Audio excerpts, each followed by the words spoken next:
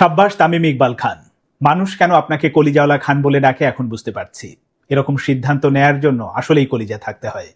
বাংলাদেশের সবচেয়ে সেরা আম্পায়ার, আইসিসির এলিট প্যানেলভুক্ত আম্পায়ার, শুধু তাই না, সারা দুনিয়াতে এখন যদি সেরা আম্পায়ারদের 3 জনের তালিকা করা হয় সেখানেও থাকবেন বাংলাদেশের শরফুদ্দৌল্লা ইবনে সৈকত।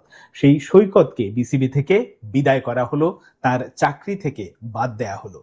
আমার এই কথাগুলো শুনে অনেকেই হয়তো শুরুতে ভাবছেন যে আমি সবকিছুতে তামিম ইকবালকে দোষ দেই, তামিম ইকবালের দোষ খুঁজি, কিন্তু এই সিদ্ধান্তের পেছনে তিনি যে সরাসরি যুক্ত ছিলেন, এখনো আছেন, কিভাবে, সেটা নিয়ে বিস্তারিত বলবো, আশা করি শুনবেন। মূল ঘটনায় যাওয়ার আগে ছোট্ট করে একটু বলে নেই, আইসিসির এলিট প্যানেলভুক্ত আম্পায়ার বাংলাদেশের শরফুদ্দৌল্লা ইবনে সৈকত, তিনি বিসিবিরও একজন বেতনভুক্ত চুক্তিবদ্ধ আম্পায়ার। সেই চুক্তি থেকে বাদ দেয়া হয়েছে, এটা হচ্ছে মূল সিদ্ধান্ত বা মূল ঘটনা। এখন আসি এর সাথে তামিম ইকবাল কিভাবে জড়িত। আপনাকে এটা জানতে হলে একটু পেছনে যেতে হবে। তখন Faruque Ahmed board president, Dhaka premier league চলে, মোহামেডানের খেলা, এবং ওই খেলা পরিচালনা করছিলেন, ওই দিন মোহামেডানের ওই ম্যাচ পরিচালনা করছিলেন শরফুদ্দৌল্লা ইবনে সৈকত। মনে আছে নিশ্চয়ই, তাওহিদ হৃদয় মাঠে দুর্ব্যবহার করেছিলেন এবং আম্পায়ারের সাথে এক ধরনের কথা কাটাকাটি হয়েছিল। এটা হতেই পারে, পার্ট অফ দ্য গেম। আমি তাওহিদ হৃদয়ের ইস্যুটা আসলে বড় করে দেখছি না, যে কোনো খেলোয়াড়ের ক্ষেত্রে এটা হতেই পারে। তো ওই বাজে ব্যবহারের কারণে তাকে এক ম্যাচের নিষেধাজ্ঞা দেওয়া হয়েছিল। এরপরে যেটা হয়েছিল যে তাওহিদ হৃদয় আবারও মিডিয়ার সাথে ওই সিদ্ধান্ত নিয়ে ওই সিদ্ধান্তের বিপক্ষে কথা বলেছিলেন। ফলে যেটা হয়েছিল যে আরো দুটো ডিমেরিটস পয়েন্টস তাওহিদ হৃদয়ের সঙ্গে যুক্ত হয়েছিল। ফলে 2 ম্যাচের নিষেধাজ্ঞায় পড়ে গিয়েছিলেন। মোহামেডানের পক্ষ থেকে ব্যাপক প্রতিবাদ এবং করা হয়, যার ফলে যেটা হয়, বিসিবি আবার তখন তুগলকি সিদ্ধান্ত নেয় যে 2 ম্যাচ থেকে কমিয়ে 1 ম্যাচ করে ফেলা হয়। এবং ওই রকম একটা সিদ্ধান্তের প্রেক্ষিতে তখন বিসিবির যারা আম্পায়ার্স ডিপার্টমেন্টে আছে, এর মধ্যে শরফুদ্দৌল্লা ইবনে সৈকত, এনামুল হক মনি, এনারা সবাই মিলে পদত্যাগের সিদ্ধান্ত নিয়েছিলেন এবং পদত্যাগ করেছিলেন। ওই রকম একটা পরিস্থিতিতে বিসিবি যেটা করে, তাওহিদ হৃদয়ের শাস্তি আবার পুনর্বহাল করা হয়, সাথে এই শরফুদ্দৌল্লা ইবনে সৈকতদের সাথে আলোচনায় বসে যে না, মাথা ঠান্ডা করো, ঠিক করো, এসব নিয়ে তাদেরকে ওই পদত্যাগপত্র উইথড্র করানো হয়, যে তারা না, আমরা গ্রহণ করিনি, তোমার পদত্যাগপত্র গ্রহণ করা হয়নি। এ পর্যন্ত ছিল। এখন মনে হতে পারে যে এটা তো তাওহিদ হৃদয়ের সাথে ঘটনা, তাহলে তামিম ইকবাল আসলো কি করে? ওই সময় মোহামেডানের ক্যাপ্টেন হচ্ছে তামিম ইকবাল, এখন যিনি বোর্ড প্রেসিডেন্ট। আর এখন বিসিবির আম্পায়ার্স কমিটির চেয়ারম্যান কে সেটা জানেন তো? মির্জা আব্বাসের ছেলে ইয়াসির আব্বাস, এবং তিনি নিজেই স্বীকার করেছেন এই ডিপার্টমেন্ট বা এই বিষয়টা সম্পর্কে তার তেমন ধারণা নাই, কিন্তু তাকে দায়িত্ব দেওয়া হয়েছে। এবং এই ইয়াসির আব্বাস আবার এখন মোহামেডানের পরিচালক।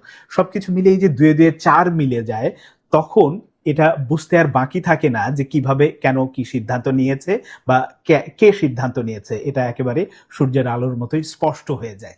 আর একটু আপনাদের একটু গভীরের আলোচনা করি। এই সিদ্ধান্ত যখন নেওয়া হয়েছে, তখন তামিম ইকবালের পক্ষ থেকে এরকমও বলা হয়েছিল যে তিনি তো আইসিসির এলিট প্যানেলভুক্ত আম্পায়ার, তিনি সেখান থেকে বেতন পাচ্ছেন, তিনি কেন আবার বিসিবি থেকে 2 জায়গায় চাকরি, এটা সম্ভব কিনা? এরকম আসলে সম্ভব না। ওই রকম একটা খোঁড়া যুক্তি দিয়েও এই খোঁড়া যুক্তি এই সিদ্ধান্তের পেছনে কাজ করেছিল। কিন্তু অভিজ্ঞ তামিম ইকবাল, বিশাল সংগঠক তামিম ইকবাল, তিনি কি আসলে জানেন? সেটা যদি ইংল্যান্ডের খোঁজ নেন, অস্ট্রেলিয়ার খোঁজ নেন, নিউজিল্যান্ডের খোঁজ নেন, সেখানে যারা ওই সব দেশ থেকে আইসিসির এলিট প্যানেলে আম্পায়ার হিসেবে কাজ করেন, তারা আবার নিজ নিজ দেশের বোর্ডেও চুক্তিবদ্ধ আম্পায়ার, তারা ওখান থেকেও বেতন পান। এই ব্যাপারটা এরকম হয় না কখনো। কিন্তু সেটা শুধুমাত্র ওই যে বললাম যে প্রতিশোধ পরায়ণ হলে কতটা হতে পারে, এটা তার জ্বলন্ত উদাহরণ, এবং তিনি ওই প্রতিশোধটাই নিয়েছেন। এখন শুধুমাত্র প্রতিশোধ যে এখানে নেন তা না, আমি তামিম ইকবাল সম্পর্কে আরো 2টো উদাহরণ দিই, আপনাদের বুঝতে খানিকটা সহজ হবে।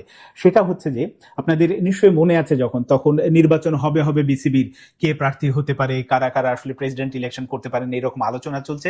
তখন সাবেক BCB president Ali Asghar lobby কিন্তু একটা সংবাদ সম্মেলনে সরাসরি বলেছিলেন, হ্যাঁ, তামিম তো বিএনপির লোক, আমাদেরই লোক, তিনি ছেলে ভালো, তার বংশ পরিচয় ভালো, তাকে আসলে প্রেসিডেন্ট হলে ভালোই হবে। এই আলী আসগর লবি প্রথম তাকে বিএনপির ওই রকম একটা মোড়কে সবার সাথে পরিচয় করিয়ে দিয়েছিলেন, এবং তিনি প্রকাশ্যে ব্যাপারটা আসলে বলেছিলেন। তারপরে যেটা হয়েছিল, এই আলী আসগর লবিকে অ্যাডহক কমিটির প্রধান করার কথা ছিল, কিন্তু তাকে ডিঙিয়ে তামিম তাকে রীতিমতো সাইড করে তিনি অ্যাডহক কমিটির সভাপতি হিসেবে বসেছিলেন। আরো একটা উদাহরণ দেই, এখন তামিম ইকবালের কমিটিতেই আছেন রফিকুল ইসলাম বাবু, নারী উইং এর চেয়ারম্যান হিসেবে দায়িত্ব পালন করছেন। এই রফিকুল ইসলাম বাবুর তামিম ইকবালের প্রেসিডেন্ট হওয়ার পেছনে কি অবদান না অবদান যারা ভেতরে কাজ করেন তারা জানেন, কারণ প্রেসিডেন্ট হিসেবে সবার সামনে নিয়ে আসা বা তাকে কেন্দ্র করে প্যানেলটা গোছানো এই কাজটা তিনিই করেছিলেন, অথচ তাকেই যখন কমিটি বন্টন করা হয় তখন নিয়ে এসে দেয়া হয়েছে নারী উইংয়ের, অথচ তার দক্ষতা হচ্ছে গ্রাউন্ডসে, তাকে সেখানে দেয়া হয়নি।